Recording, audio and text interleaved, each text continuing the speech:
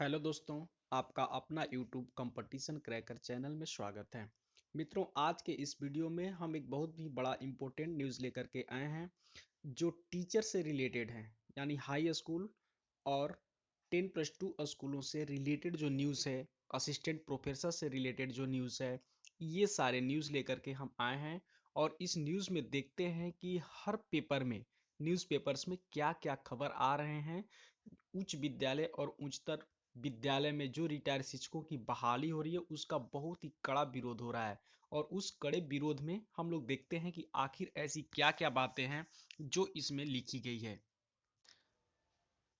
तो चलिए पहले देखते हैं रिटायर की हाई स्कूल में नियुक्ति का विरोध। देखिए यहाँ स्पष्टली लिखा हुआ है कि रिटायर्ड शिक्षकों के हाई स्कूल में नियुक्ति का बिहार के सरकारी माध्यमिक व उच्च माध्यमिक स्कूलों में रिटायर शिक्षकों की सेवा लेने का बीएड उत्तीर्ण छात्र संघर्ष समिति ने विरोध किया है। बिल्कुल विरोध होना भी चाहिए, इसके साथ हम भी हैं, क्योंकि इन बूढ़े को रखी जा रही है जिनके जो है हाथ कांप रहे होंगे, जो अच्छे ढंग से खड़ा नहीं हो सकते, वो क्या पढ़ा सकते हैं, जरा सोच सकते हैं। समिति के प्रदेश अध्यक्ष दीपांकर गौरे ने शिक्षा विभाग के प्रस्ताव को दुर्भाग्यपूर्ण बताया। बिल्कुल दुर्भाग्यपूर्ण क्या, ये जितने भी बीएड किए हुए स्टूडेंट हैं जो रोड पे घूम रहे हैं, जो बेरोजगार हैं, उनके लिए तो एकदम ही दुर्भाग्यपूर्ण है। और जो हमारी जो सरकार, निकम्मी जो सरकार है, उसकी सोच देखिए कितनी गंदी और कितनी घटिया सोच है कि वो उन रिटायर्ड शिक्षकों को रखने की जो है बात कर रही है। रिटायर हैं, यानी जो हमारे जो है संविधान में जो लिखित है कि वो अब काम करने के योग्य नहीं है, पुनः उनको योग्य बनाने के लिए, मतलब पुनः उन्हीं लोगों से काम कराने का जो है ये निर्णय लिया है। अब देखिए उन्होंने कहा कि सरकार में 36,000 से अधिक रिक्तियों के विरुद्ध शिक्षक पात्रता परीक्षा यानी ए स्टेट आयोजन किया था। ये तो सत्य है, आयोजन किया था, जिसका रिजल्ट अभी लंबित है। यानी एसटीटी के रिजल्ट के बाद लाखों बीएड कर चुके छात्र बिहार के हाई स्कूल में शिक्षक बनने योग्य हो जाएंगे। बिल्कुल हो जाएंगे, क्योंकि ये रिजल्ट दे नहीं रहे हैं। सरकार की अपनी जो है कमी है। एक बार जो एग्जाम हुआ उस एग्जाम को किया गया, फिर जो है दोबारा जो सीबीटी एग्जाम हुआ, कंप्यूटर बेस्ड एग्जाम हुआ, उसका भी आनंद फानन में बिना जो है सिलेबस का इन्होंने एग्जाम ले लिया। और एग्जाम लेने के बाद अभी तक उस पर केस लंबित है, और केस लंबित है और पुनः फिर से जो है वो फंसा हुआ है, क्योंकि सरकार की अपनी पॉलिसी है, ये खुद ही नहीं करना चाहता है सरकार। क्योंकि पिछली साल तो कोरोना आ गया तो एक साल इन्होंने टाल दिया, टाल मटोल कर दिया, लेकिन इस साल तो ये बच के जाएंगे नहीं कहीं भी। अब कह रहा है कि रिटायर्ड शिक्षकों की सेवा लेना कहीं से उचित नहीं, बिल्कुल ही उचित नहीं है मित्र। हम आपके साथ हैं, क्योंकि ये जितने घटिया सोच है सरकार की, उस सरकार की घटिया सोच के विरुद्ध में हम सभी लोग साथ हैं।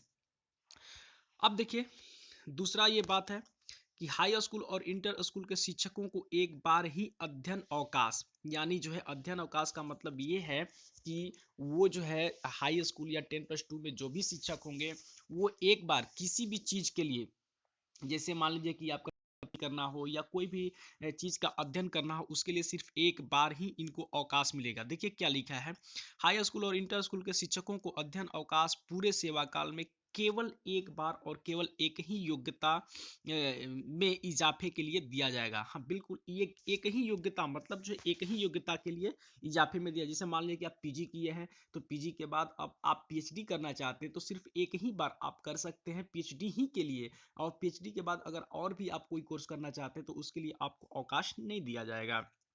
जिनके खिलाफ अनुशासनात्मक कार्रवाई हुई हो और वे निलंबित हुए हों, विभाग ने अध्ययन अवकाश से जुड़ी गाइडलाइन की औपचारिक अधिसूचना बुधवार को जारी की। इसमें अध्ययन अवकाश के लिए पात्रता की शर्तें तय की गई है। शर्तें के मुताबिक अध्ययन अवकाश के लिए शिक्षक और पुस्तक का अध्यक्ष की सेवा कम से कम 3 साल जरूर होनी चाहिए। यानी जो लोग अध्ययन अवकाश लेना चाहते हैं वो 3 साल तक पढ़ा चुके हों, शिक्षक हों, या जो पुस्तकाध्यक्ष हों वो भी 3 साल तक ड्यूटी कर चुके हों। साथ ही उनके प्रमाण पत्र जांच के वैध पाए गए हों। जो प्रमाण पत्र जांच के वैध हों उनके लिए ही ये मान्य होंगे। अवकाश के आवेदन के समय शिक्षक ने वेतन पा लिया हो या उसे वेतन की पात्रता हासिल होनी चाहिए। यानी शिक्षक जो है अवकाश जिस समय ले रहे हैं उस समय वो वेतन पा चुके हैं, या वेतन पात्रता हासिल होनी चाहिए। यानी वेतन पात्रता जो है उन्हें जो है हासिल होनी चाहिए, यानी जो है मिला हुआ होनी चाहिए। अब देखिए इसमें कह रहा है कि अध्ययन अवकाश उन माध्यमिक शिक्षकों को उन्हीं विषयों में स्नातकोत्तर या पीएचडी करने के लिए मिलेगा। यानी जो मान लीजिए हाई स्कूल में है और वो स्नातकोत्तर करना चाह रहे हैं या पीएचडी करना चाह रहे हैं, जैसे मान लीजिए कि वो फिजिक्स से हैं तो फिजिक्स के ही सब्जेक्ट के लिए वो स्नातकोत्तर और पीएचडी करने के लिए मिलेगी। जिन विषयों के वो स्कूल में पढ़ाते हो उन्हीं शर्तों के अनुसार इंटर स्कूल के शिक्षकों को, यानी जिन विषय पढ़ाते हैं उन्हीं के हिसाब से इंटर स्कूल के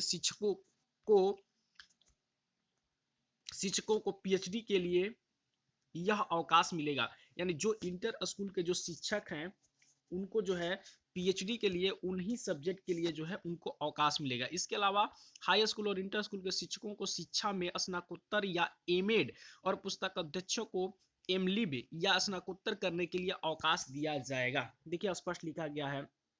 खास यह है कि किसी भी शिक्षक को बीएड के लिए अध्ययन अवकाश नहीं दिया जाएगा। बिल्कुल जो बीएड करने के लिए किसी को अवकाश नहीं दिया, बिल्कुल ये सत्य भी है, क्योंकि बिना बीएड का तो आप टीचर इस समय बन नहीं सकते हैं, तो आप तो बीएड किए हुए ऑलरेडी रहेंगे ही। साथ ही शिक्षकों को इस अध्ययन अवकाश के बाद इतनी अवधि तक सेवा अवश्य देनी होगी। यह सेवा 1 वर्ष से कम नहीं होनी चाहिए। अब देखिए अवकाश के लिए बोल रहा है कि 1 वर्ष के लिए कम नहीं होनी चाहिए, उतना सेवा जरूर जो है आपको देनी चाहिए। इसके बाद ही किसी अन्य सेवा में जाने के आवेदन पर विचार किया जाएगा। और जब 1 साल का सेवा दे देते हैं तब जो है आप किसी भी अन्य सेवा के लिए विचार कर सकते हैं। विभाग के उप सचिव अशरफ फिरोज के नाम से जारी की गई अधिसूचना में बताया गया कि 2020 में प्रकाशित नियमावली में यह पहले ही निर्धारित किया जा चुका है कि अध्ययन अवकाश से सेवा में छूट नहीं माना जाएगा। यह अवकाश प्रधानाध्यापक को भी होगा, यानी प्रधानाध्यापक भी ले सकते हैं। अधिसूचना में साफ कर दिया गया है कि यह कार्यपालक अधिकारी सुनिश्चित करेंगे कि अध्ययन अवकाश में विद्यार्थियों की पढ़ाई बाधित न हो और उनके अवकाश से चले जाने से उनकी पढ़ाई में कोई बाधा न हो। तो ये है इंटर और हाई स्कूल में अवकाश से रिलेटेड। अब हम लोग चलते हैं असिस्टेंट प्रोफेसर के बारे में, यानी कॉलेज में जो असिस्टेंट प्रोफेसर नियुक्ति होंगे उनके बारे में चलते हैं। देखिए यहाँ पे स्पष्टली लिखा है कि कॉलेज में अतिथि शिक्षकों की अधिकतम मासिक मानदेय होगा 50,000। यानी कॉलेज में अतिथि जो शिक्षक होंगे उनकी मानदेय 50,000 होगी। प्रदेश के सभी विश्वविद्यालय और कॉलेजों में अतिथि असिस्टेंट प्रोफेसर का अधिकतम मासिक वेतन 50,000 रुपये दिया जाएगा। अभी यह 25,000 रुपये है, यानी अभी फिलहाल में 25,000 है, अब इसको बढ़ाकर 50,000 कर दिया गया है। उन्हें एक लेक्चरर के लिए 1,000 रुपये की जगह अब 1,500 रुपये मिलेगा। यानी पहले जो है लेक्चरर को 1,000 रुपया मिलता था, अब वो जो है 1,500 रुपये मिलेंगे। चलिए देखते हैं और क्या है। कॉलेज के अतिथि शिक्षकों, शिक्षा विभाग इसके लिए प्रस्ताव तैयार कर रहा है। यदि यह प्रस्ताव को सरकार ने स्वीकार कर लिया तो प्रदेश के कॉलेजों में पढ़ा रहे हजारों अतिथि शिक्षकों को इसका फायदा मिलेगा। यानी जितने भी अतिथि शिक्षक हैं उनको जो है 50,000 सैलरी मिलेगी। अधिकतर जानकारी के मुताबिक प्रदेश के सभी बीबी में असिस्टेंट प्रोफेसर के करीब 5,000 पद खाली हैं। अभी देखिए 5,000 पद फिर खाली हैं, इसलिए अतिथि शिक्षकों सेवा ली जाएगी। हालांकि असिस्टेंट प्रोफेसर की नियुक्ति के लिए विश्वविद्यालय सेवा आयोग को रिक्तियां भेजी गई है। यानी असिस्टेंट प्रोफेसर की नियुक्ति भी होंगी और विश्वविद्यालय को इसका भेजा गया है नियुक्ति। विश्वविद्यालय सेवा आयोग रिक्तियां भेजी गई है, लेकिन उन नियुक्तियों में कम से कम 2 से 3 साल लगेंगे। यानी जो नियुक्ति होगी उसमें 2 से 3 साल लग सकते हैं। दरअसल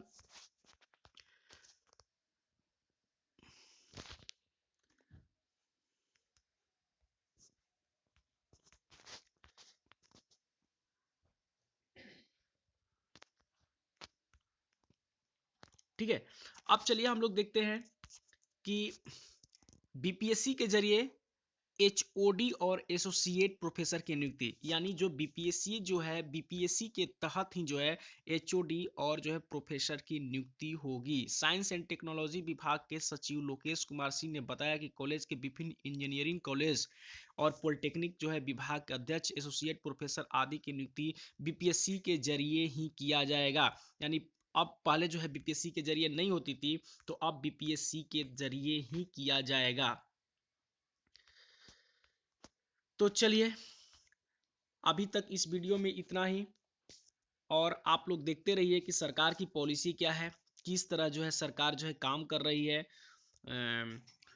और हम लोग क्या करें। जो भी ये अतिथि जो शिक्षक हैं या जो भी रिटायर्ड शिक्षकों की जो बहाली हो रही है इसके खिलाफ हम लोगों को कुछ न कुछ करनी चाहिए, ताकि सरकार को भी पता चले कि अतिथि जो भी रिटायर्ड शिक्षकों को रखी जा रही है उसके खिलाफ बहुत सारे लोग जो बीएड धारी स्टूडेंट हैं, बीएड धारी जो है शिक्षक बनने योग्य जो लोग हैं, वो लोग जो बेरोजगार हैं, वो लोग भी आवाज़ उठा रहे हैं। तो अभी तक जिन्होंने मेरे चैनल को सब्सक्राइब नहीं किया, प्लीज़ सब्सक्राइब कर ले, ताकि कोई भी वीडियो डालें तो उन्हें सबसे पहले प्राप्त हो। धन्यवाद।